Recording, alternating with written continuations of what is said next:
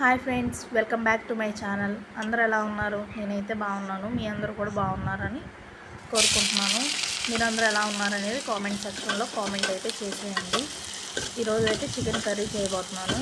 First కడాయి stove మీద పెట్టుకొని oil పోసుకొని, ఆయిల్ హీట్ ఎక్కిన తర్వాత ఆనియన్స్, పచ్చిమిర్చి వేసుకొని అవి వేగిన తర్వాత అవి కొంచెం మగ్గిన తర్వాత అల్లం వెల్లుల్లిపాయ పేస్ట్ వేసుకోండి. అల్లం వెల్లుల్లిపాయ పేస్ట్ కూడా కొంచెం వేగిన తర్వాత పచ్చివాసన పోయేంత వరకు వేపుకోండి. తర్వాత చికెన్ వేసుకోండి.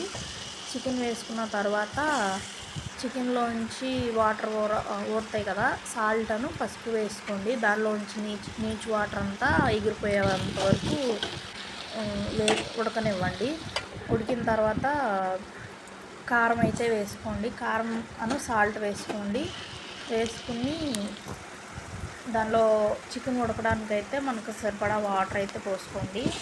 వాటర్ పోసుకున్న తర్వాత ఆ వాటర్ ఎగిరేంత వరకు, అంటే చికెన్ ఉడికేంత వరకు ఉడికించండి. తర్వాత కొత్తిమీర, మసాలా వేసుకొని స్టవ్ బంద్ చేయండి. Thank you for watching.